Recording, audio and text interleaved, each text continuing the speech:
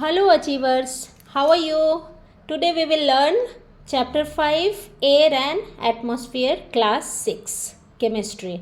तो चलो इसमें दो टर्मिनोलॉजी आया, पहला आया एयर एंड देन एटमॉस्फेयर। तो पहले हम उल्टा समझते हैं, पहले एटमॉस्फेयर को समझेंगे फिर एयर को समझेंगे, क्योंकि पहले एटमॉस्फेयर पहले घर को समझना है फिर घर में रहने वाले सदस्य को समझना है। तो एटमॉस्फेयर हमारा घर है और एयर ऐसा समझो कि उसके अंदर रहने वाला सदस्य है, the family members. Okay, atmosphere is like your home and air is like your family members. So what is atmosphere? तो एटमॉस्फेयर के बारे में कहा जाता है कि it is nothing but a blanket which surrounds our earth और envelope of air which surrounds our अर्थ।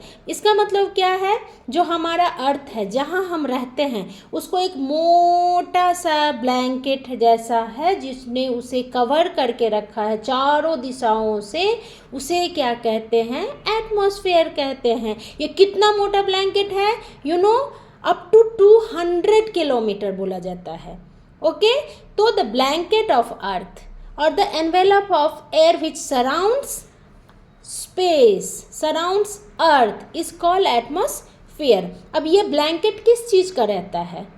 ये ब्लैंकेट रहता है डिफरेंट गैसेस का, जिसे हम बोलते हैं कंपोजिशन ऑफ एयर। तो एयर क्या है? एयर तो आपको पता है, air is like life line. Corona में आपने बहुत अच्छे से समझ लिया है कि एयर क्या है। Okay, air like something we breathe in, like for living you know 3 basic need, food, cloth and shelter. तो उसके अलावा फूड के बिना जो हमारा बेसिक थिंग है, फूड के बिना we can survive up to 5 to 10 days, okay, with water. But you know without air it's very difficult to survive. Without air we can not survive for more than 5 to 10 minutes। 10 minutes is too much, extreme. If your immunity is good, then you can survive till 10 minutes without air. But if your immunity is not good, then 5 minutes is more than sufficient for you.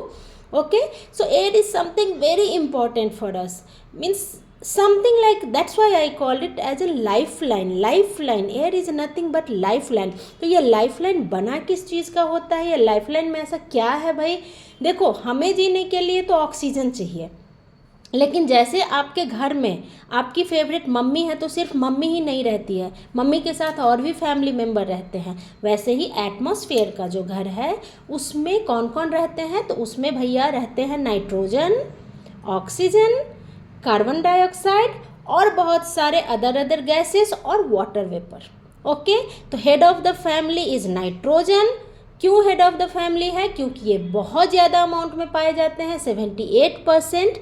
उसके बाद दूसरे head of the family like आपकी mother, 21%। Okay, then you have composition of other gases is 1%। 1%, उस 1% में 0.03% carbon dioxide रहते हैं और rest रहते हैं argon, helium and water vapour.